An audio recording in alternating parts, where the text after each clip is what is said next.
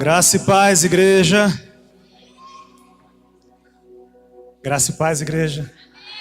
Amém. Muito feliz a gente estar conseguindo realizar esse evento. O Senhor Jesus permanece fiel apesar da nossa limitação. Diga misericórdia. É verdade isso. Eu sou apaixonado naquilo que Jesus faz entre nós, porque Ele passa por cima das nossas limitações e nos usa quando Ele entende necessário. Isso é um motivo de alegria para a gente, né? Saber que apesar da nossa limitação, Ele nos usa se for necessário. Agora, se Ele não quiser usar também, a gente não quer. A gente quer fazer o que Ele quer, a gente não quer fazer nada além do que Ele quer que a gente faça. E eu dou graças a Deus pela obra do Espírito Santo na vida da Suelen. A Suelen tem as suas limitações, a Suelen tem um movimento de um dedo só. Dois? Um dedo só. E é o necessário para ela conseguir clicar no mouse e editar os vídeos do Evangelho Simples. Diga aleluia por isso. A palavra de Deus conta que na multiplicação dos pães, Jesus encontrou na mão de um garoto 5 pães e 2 peixes. Era muito pouco, mas o pouco que a gente tem na mão de Jesus é o suficiente para alimentar a multidão. Diga aleluia, irmão. Isso é motivo de alegria para a gente. Muito legal isso. Obrigado, viu, Suelen, pela sua disponibilidade sempre. O Evangelho todo. O Evangelho todo é o meu tema. Da onde vem essa frase? O Evangelho todo, a homem todo, a todo homem. Vem do Pacto de Lausanne. Muitos líderes cristãos se reuniram lá em 1974, na Suíça, e criaram um documento, e o final do documento, o resumo do documento é: nós, a partir de hoje, nos comprometemos a viver o Evangelho todo, ao homem todo e a todo homem. Isso é desafiador porque ele traz uma visão holística do Evangelho, uma visão plena do Evangelho. E hoje é o Evangelho todo. Eu não tenho a pretensão aqui nessa noite, irmãos, de ser original. Porque é um desafio eu ter que falar do Evangelho para uma plateia que teoricamente é evangélica. Como é que eu falo do Evangelho para quem verbaliza que já crê no Evangelho? Então eu não tenho pretensão de ser original. Aliás, eu tenho o dever de ser fiel às Escrituras. Diga amém. No seu coração, esse ore por mim. Porque na verdade, eu falei brincando agora há pouco, é verdade. Uma frase do Richard. A gente preparou o altar, mas quem manda fogo é Jesus, amém? Ele já começou mandando fogo aqui do lado, aqui, fisicamente. Ele não entendeu que era só figurado. Jesus, ele... pegou fogo aqui do lado, disparou o alarme aí, tudo isso. A crise do evangelho dos evangélicos. Porque o evangelho, ele é muito mais do que um sentimento, e o evangelho é muito mais do que sensações. Hoje, quando a gente está aqui, eu vou falar sobre o evangelho todo. A primeira afirmação fazendo para você é que o evangelho não é se arrepiar na hora do louvor. Ainda que às vezes eu possa me arrepiar no momento do louvor. Aliás, alguns se arrepiaram aqui na hora do louvor. Alguns choraram na hora do louvor. Mas isso não é o evangelho. Quando eu vejo pessoas se reunindo em torno de um evangelho que não é evangelho, eu começo a repensar os dados do IBGE que dizem que tem 40 milhões de evangélicos e 40 milhões de desviados. Mas se esses 40 milhões de desviados nunca ouviram o evangelho, eles estão desviados do quê? Se eles não conhecem o evangelho ainda. E aí eu tenho a primeira atenção na nossa pregação. Pergunte para um evangélico qual é o evangelho. Exercício para você essa semana. Você tem amigos evangélicos? Diga misericórdia.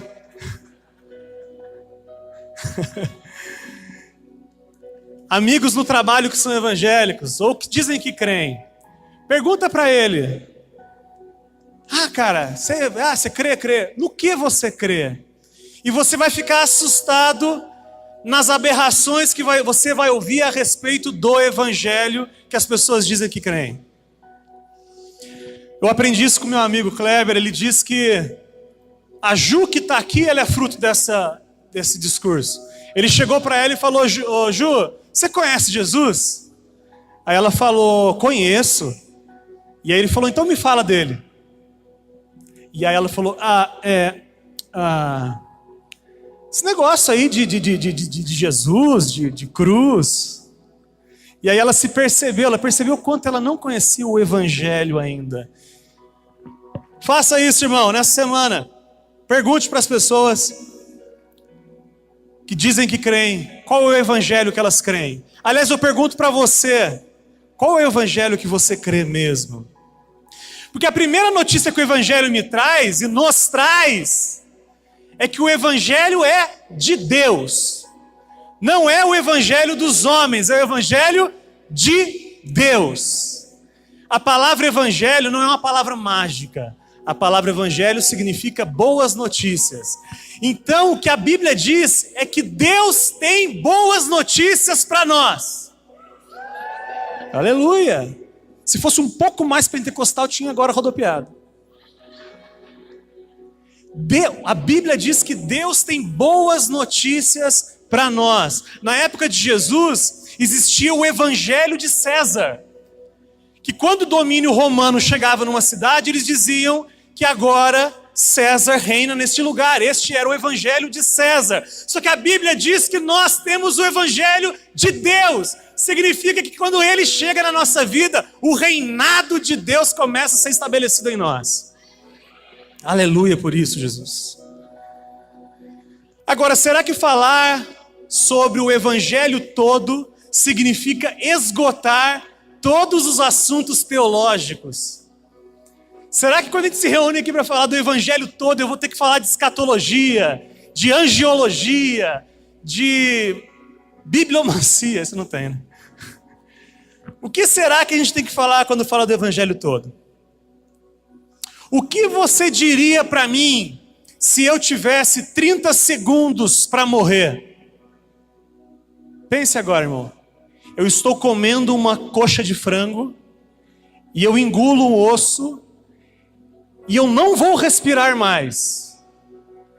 E o único fôlego que eu tenho é o que eu tinha da última respirada antes de comer aquela coxa de frango.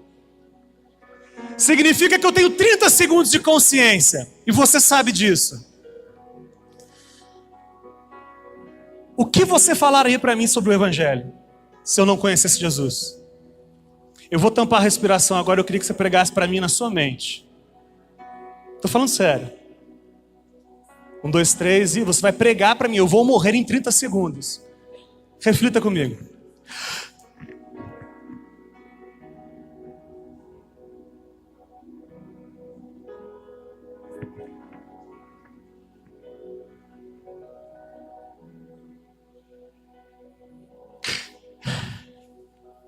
O que você falou para mim? É suficiente para mudar o meu destino eterno? Ou você se enrolou com um monte de coisas que não tem nada a ver com o evangelho na sua cabeça? Porque o evangelho é simples, ele tem que ser simples, senão ele fica só para gente muito inteligente, muito estudada. Eu estou dizendo que existe uma mensagem que Jesus trouxe, que é uma mensagem simples, que transforma a eternidade de alguém em 30 segundos de frase.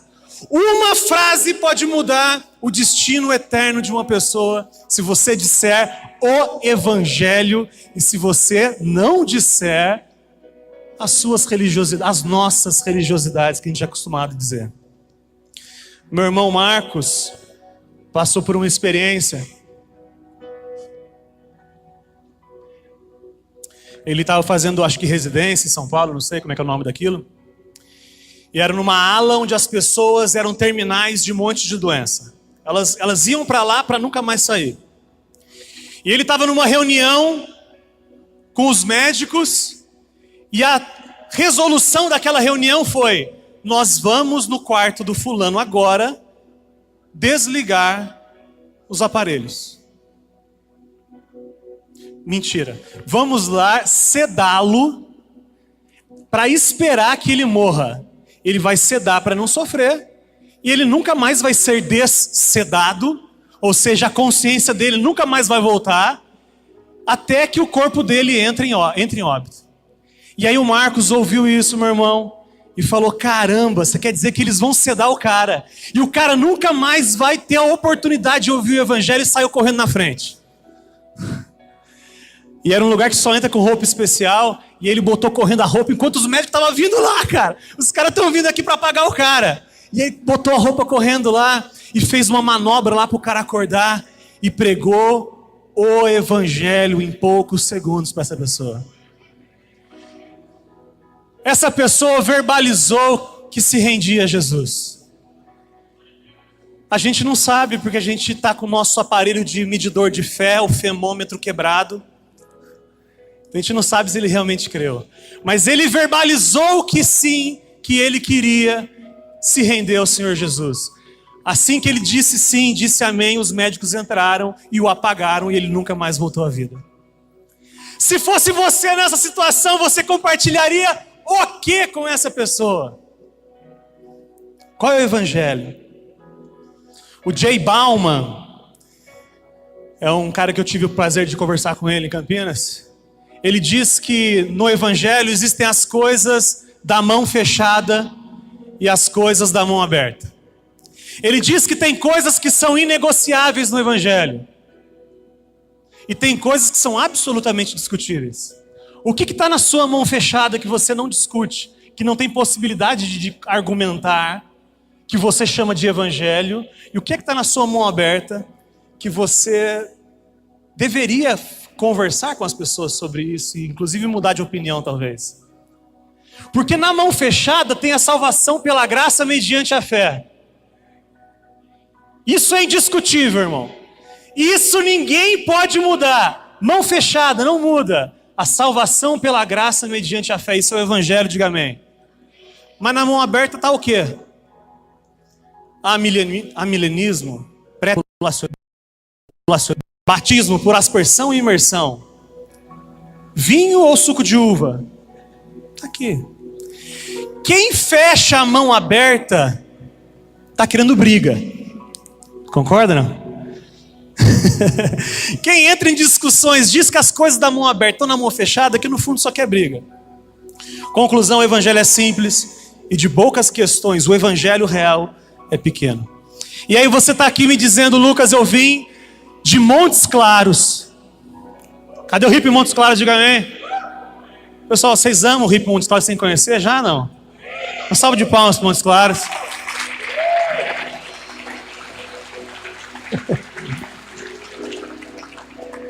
Os caras vieram de 1.300 quilômetros, não sei. E aí o cara vem aqui e fala assim: Lucas, eu vim aqui para ouvir o evangelho, cara, mas eu já creio, cara. Que palhaçada é essa? Mas o que a Bíblia diz é que o evangelho não é só a porta de entrada para o cristão. O evangelho é o caminho pelo qual o crente vive. Não é só o dia que você se rendeu a Jesus que você precisou do evangelho. Você precisa do evangelho todos os dias da sua vida. Então falar do evangelho todo é falar da nossa respiração, falar de algo que sem aquilo a gente não viu. Eu queria que os irmãos abrissem a Bíblia em Romanos 1, texto conhecido, Romanos 1. Romanos 1, versículo 16 e 17, um texto muito conhecido. Diz assim: não me envergonho do evangelho, porque é o poder de Deus para a salvação de todo aquele que crê. O evangelho é o poder de Deus para a salvação de todo aquele que crê. Primeiro do judeu, depois do grego. 17. Porque no evangelho é revelada a justiça de Deus. Uma justiça que do princípio ao fim é pela fé. Que dia que você creu, irmão? Quem tem mais de 1 ano de crente, diga amém. Quem tem mais de 2 anos, diga amém. Mais de 3 anos. Mais de 10 anos.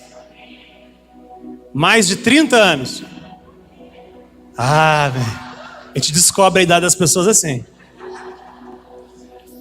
Desde o dia que nós cremos, o texto bíblico acabou de falar que a gente leu, do princípio ao fim, é pela fé, é através do evangelho que nós vivemos. Isso significa, irmãos, que crer para ser salvo é um milagre. É a transformação do nosso coração. Ele tirou de nós um coração de pedra e nos deu um coração de carne obediente. Diga aleluia se foi com você assim. Ele fez isso com você, ele tirou o seu coração desobediente do teu coração obediente. Isso foi milagre, não foi? Só que viver crendo também é um milagre. Ou depois que você creu, agora você mantém a sua salvação pelas suas boas obras. Milagre a gente não determina, como algumas pessoas dizem. Milagre a gente não escolhe. Milagre a gente clama. Então eu vou compartilhar o evangelho agora, mas antes eu queria, junto com vocês, como igreja, clamar para que Deus opere um milagre no nosso coração. Seja para salvação, seja para nossa santificação, sempre será um milagre. Diga amém. E eu queria fazer uma coisa que talvez seja pouco comum em algumas igrejas, mas eu queria me ajoelhar com vocês, aqueles que quiserem. Aqueles que a roupa permite, ou que a idade permita. Eu queria fazer isso agora. Vamos orar junto, clamar por milagre. Você quer, se ajoelhe, vamos nos ajoelhar juntos.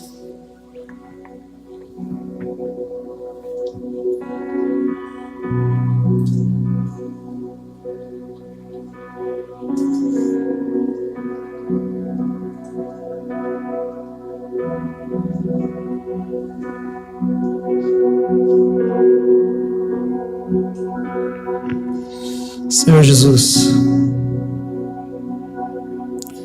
nós suplicamos ao Senhor, Pai, para que o milagre da transformação, da salvação e da santificação, para que esse milagre seja operado em nós, Pai. Nós que um dia cremos, inclusive, nós suplicamos e clamamos por esse milagre, Pai. O evangelho que vai ser exposto agora, de forma absolutamente bíblica e simples, que ele faça sentido no nosso coração, Pai. Nós estamos tão cansados de ser a gente, Pai. A gente fica tão cansado de ser a gente, Pai. Tantas coisas que nós já deveríamos ter superado e ainda não fizemos.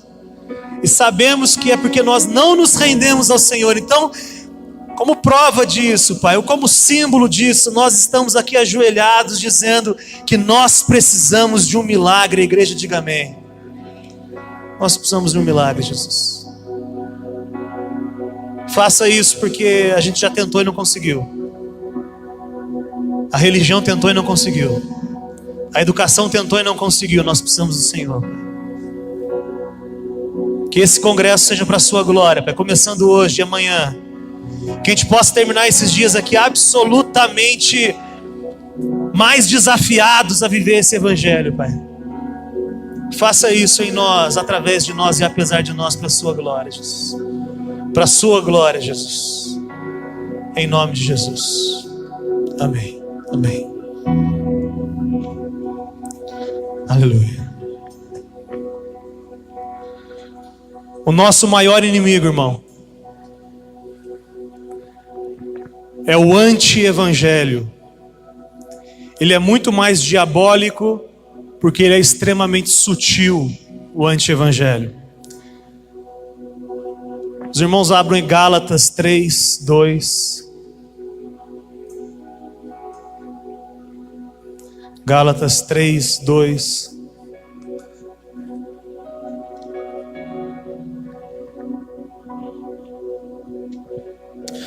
Gálatas capítulo 3, versículo 2 diz assim: gostaria de saber apenas uma coisa. Foi pela prática da lei que vocês receberam o Espírito, ou pela fé naquilo que ouviram?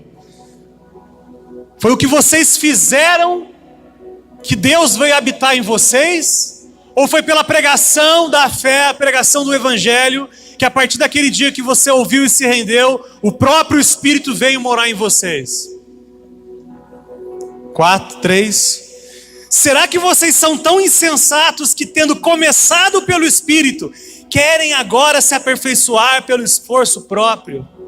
Você está de brincadeira comigo, irmão? É o que Paulo está dizendo.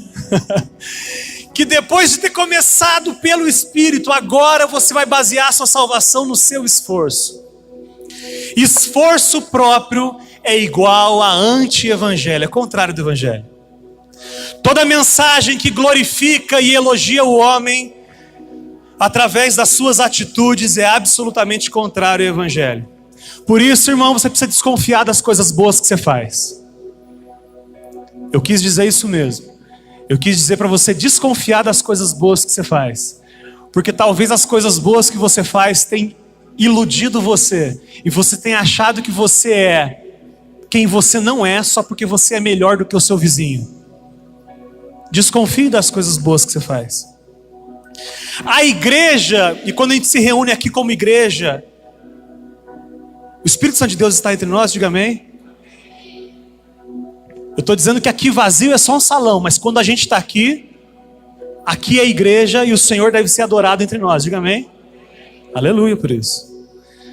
A igreja de Cristo não é um lugar onde aprendemos a ser melhores do que os outros. Isso, as boas escolas fazem isso. Nós não confiamos na nossa carne para a salvação. Vou falar de novo, Regis, obrigado. Nós aqui, igreja do Evangelho Simples, nós não confiamos na nossa carne, nas nossas atitudes para a nossa salvação. Nós não confiamos na nossa generosidade, na nossa educação humana e religiosa. Não confiamos nem mesmo na diminuição das nossas práticas pecaminosas. Não achamos que vamos para o céu.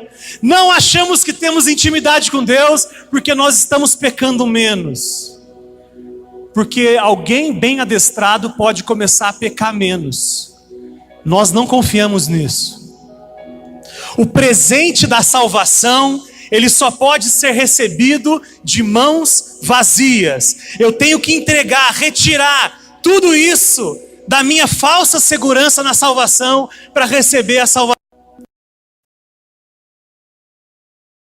Uma música que fala assim: sou tão bom para todo mundo, eu penso nos outros, eu faço até o que não dá. Alguém conhece a música? Eu sou bom pra caramba, cara, eu dou comida pros outros. Eu sento para conversar com o mendigo, a música fala isso. E aí ele vai evoluindo, aí no refrão ele fala assim: tá bom, Deus sabe quem realmente eu sou. Os homens podem ver as minhas obras, mas Deus vê o meu coração. As obras não nos salvam. Mesmo porque eu não vou para o bordel, mas o bordel não sai da minha cabeça. Essa situação de analisar a sua mente, o seu coração, é que o Evangelho traz a consciência para nós. Não é só o que a gente faz, é o que a gente é. As nossas crises de consciência. O Evangelho todo diz que você não é bonitinho.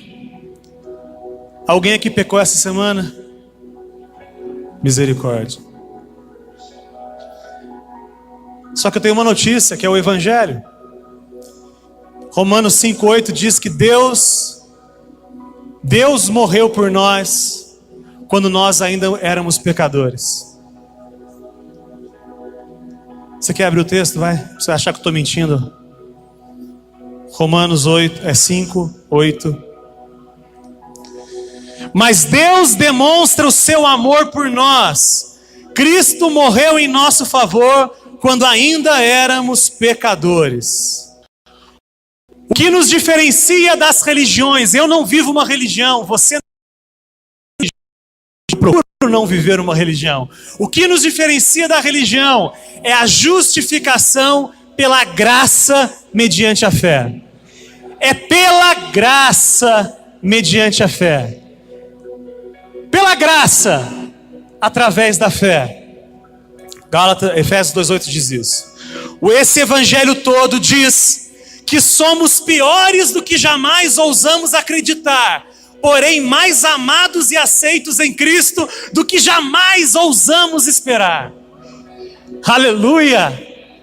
Esse é o Evangelho! Eu sou pior do que eu achava que eu era, mas Deus me ama mais do que eu achava que eu era amado por Ele. Essas são as boas notícias para hoje. E isso não é uma mensagem para não convertido, isso é uma mensagem para convertido. Eu estou dizendo para você que continua sendo pelo Evangelho a nossa salvação. Continua sendo pela graça mediante a fé. Aleluia por isso. Quando a gente nasce, segundo o texto de Romanos 7, a gente nasce casado com a lei.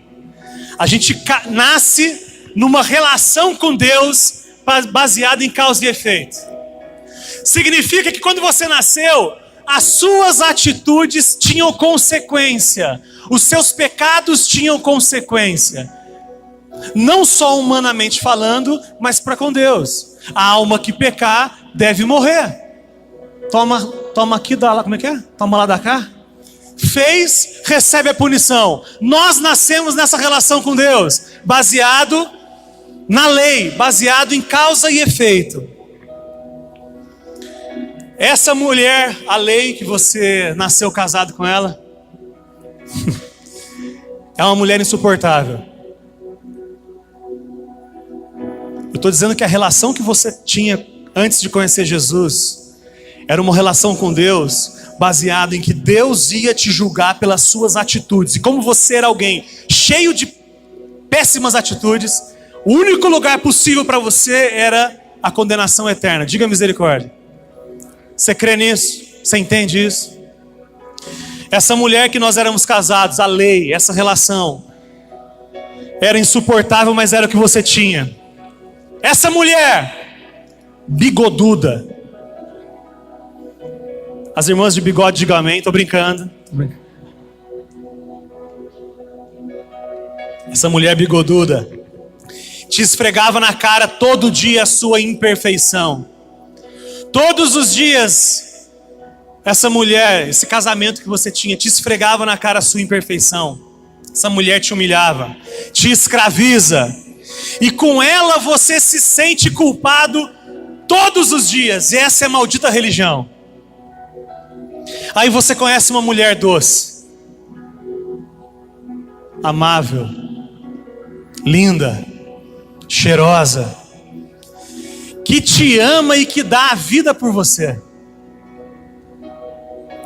Mas se você ficar com ela, se ela ficar com você, você sendo casado com essa mulher bigoduda, essa mulher que você conheceu, automaticamente vai deixar de ser a mulher perfeita que você conhece, porque seria infidelidade ela casar com você. Se ela casar com você, aí acabou, desmontou o cenário todo, aí já era. Um casamento só se desfaz na morte, mas a velha não morre. A velha bigoduda não morre. Então quem tem que morrer é você. Estou crucificado com Cristo. E vivo não mais eu, mas Cristo vive em mim. E a vida que agora eu vivo na carne, eu vivo lá na fé do Filho de Deus. Quando eu estou morto, eu estou pronto para receber o amado da minha alma. Aleluia. Somos casados com a religião e ela não morre. Se eu estou morto com Cristo, eu posso ter intimidade com o Senhor. Ele vem habitar em mim. O Criador vem habitar em mim. Ele vem ter intimidade comigo. É comigo porque a bigoduda morreu. Agora sou eu e ele. Eu sou do meu amado e o meu amado é meu. A lei veio por Moisés, mas a graça e a verdade, a chuva fresca no calor, a viagem em família, a vontade de dançar, veio por Jesus Cristo nosso Senhor. Aleluia, Jesus. Aquilo que a religião não conseguiu, o Evangelho tem feito em nós. A vitória sobre a morte veio por Jesus Cristo nosso Senhor. Na cruz, Ele não nos deu uma segunda chance, porque a gente faria errado de novo. Na cruz, Ele não te deu a chance de reescrever essa história, porque você reescreveria essa história de novo errada. Na cruz, Ele fez tudo o que nós precisávamos fazer, mas não conseguíamos. Caramba, isso é evangelho. Isso é evangelho. Isso é bom demais para ser verdade. Isso é bom demais para ser verdade. O evangelho não é o que fazemos, o evangelho é o que Jesus fez. Ele fez em nosso lugar, Ele nos substituiu. Essa mensagem, irmãos, isso é o evangelho todo. Tira de você a responsabilidade e coloca nas mãos de Jesus, o nosso Senhor. Agora, essa mensagem que é o evangelho, soa libertino para os religiosos. Estou errado? Se tem religioso aqui, tá ouvindo assim, esse moleque gordo não sabe nada. Isso aí quer pecar, isso aí quer pecar à vontade. O evangelho soa libertino para os religiosos. Soa aprisionador para os ignorantes. O evangelho é uma ótima desculpa para o pecador inveterado. Se você quer continuar pecando, essa mensagem na sua boca vai ser ótimo para você. Você vai falar assim, é pela graça. O evangelho soa loucura para os pseudo-intelectuais. Aliás, o evangelho é loucura para aqueles que não creem. Mas para nós é o poder de Deus para a transformação de todos aqueles que creem. Diga amém. Cara, isso é o evangelho. Isso é bom demais para ser verdade. Isso é o evangelho, cara. Aonde eu estava que a gente não ouviu isso há 15 anos atrás? Ou a gente ouvia e não entendia? Caramba! Isso é o evangelho, não é a maldita chatice que algumas pessoas colocam sobre nós às vezes. Líderes religiosos. É a mensagem que transforma gente como a gente em gente como Jesus. Quando Ele nos transforma, começamos a dizer sim para o que a gente dizia não antes. Não para as coisas que a gente dizia sim. Deixa eu repetir porque isso é bonitinho. Quando o evangelho vem e transforma o nosso coração, a gente começa a dizer sim para um monte de coisa que a gente dizia não. E começa a dizer não para um monte de coisa que a gente dizia sim. Isso aconteceu com você? Diga aleluia. Glória a Deus não, falei aleluia.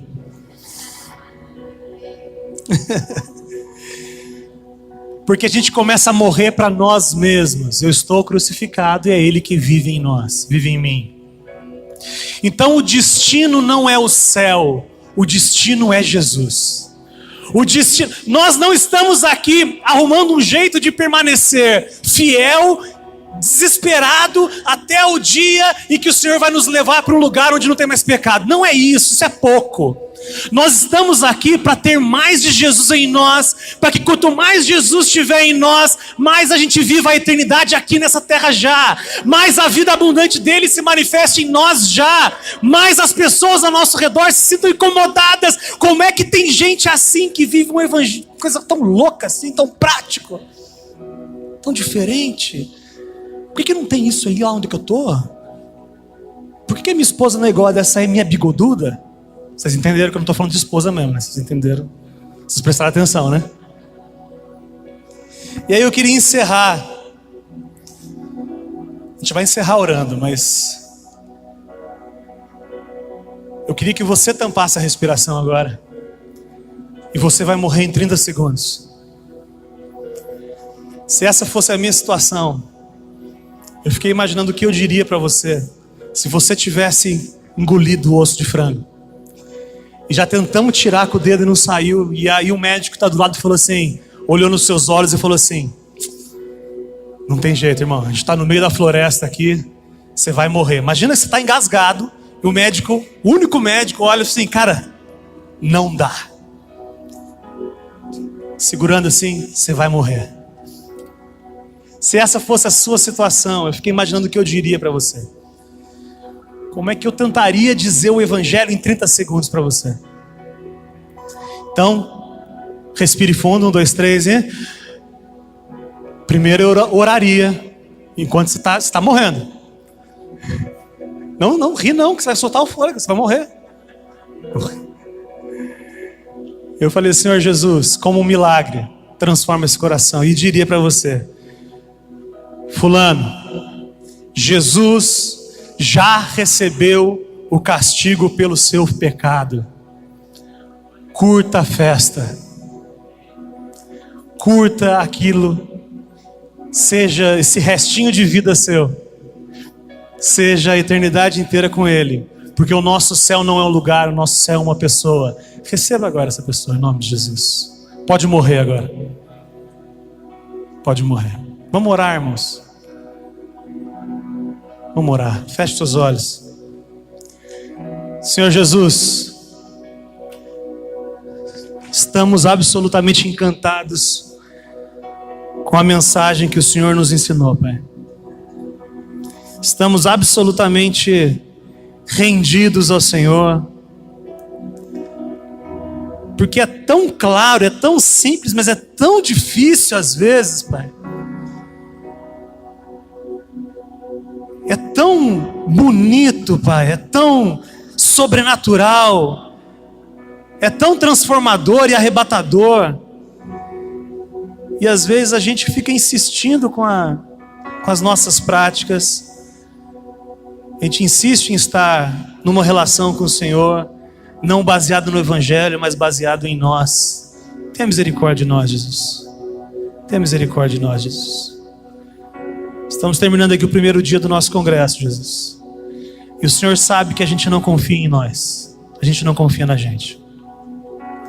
Quando a gente se propôs a organizar esse evento e para trazer irmãos amados para a gente congregar junto aqui, o Senhor conhece o nosso coração. Aliás, se existe alguma incoerência no nosso coração, que o Senhor transforme nosso coração pela sua misericórdia. Mas nos dê esse sentimento de ser igreja juntos, Pai. Irmãos de outras denominações, irmãos de longe, que nós possamos hoje e amanhã viver a experiência de ser igreja baseado único e exclusivamente no seu Evangelho. E não só acabando esses 2 dias de congresso, Pai, nós queremos continuar nos rendendo ao Senhor e parar de confiar nas nossas boas práticas, Pai. Que esse Evangelho que nos transformou e tem nos transformado, nos salvou e tem nos transformado, que ele seja o único caminho, a única base da nossa jornada aqui, Pai. Em nome de Jesus, o Senhor seja tudo em todos, Pai. Que o Evangelho todo, a gente possa entender que vem para todas as áreas do nosso ser amanhã de manhã. E que a gente possa levar isso para todos os homens no nosso dia a dia, Pai. Faça isso para a sua glória, Pai. Em nome do Senhor Jesus. Rendidos aqui para dizer que nós te amamos, Pai. Queríamos te amar mais, mas nós já te amamos, Pai. Ministre nosso coração e transforme nosso coração. Nós queremos ter uma experiência cada vez mais profunda com o Senhor, Jesus. Nos livre de nós, Pai. Nos ajude, Jesus. Nos conduza, Pai. Nos conduza. Jesus, se existe alguém aqui nessa noite que não te conhece, Pai, que vive uma vida religiosa, de anos talvez, Senhor Jesus, nós oramos por eles agora, Pai. Senhor Jesus, nós clamamos pelo nosso amigo do lado, Pai, se é que ele não te conhece. Não é possível que alguém que ouviu tantas pregações ainda não tenha se rendido ao Senhor, Pai. Faça de forma sobrenatural, através da pregação do Teu Evangelho. Faça isso em todos os corações aqui, que todos que estamos aqui sejam encontrados, escritos no Teu livro, Pai. Que os nossos amigos, nenhum deles habite o inferno no futuro, Pai. Aliás, que deixem de viver o inferno já aqui no presente, Pai. Que eles possam viver a vida abundante que o Senhor promete. Faça isso apesar de nós, Pai. Em nome de Jesus. Amém. Amém.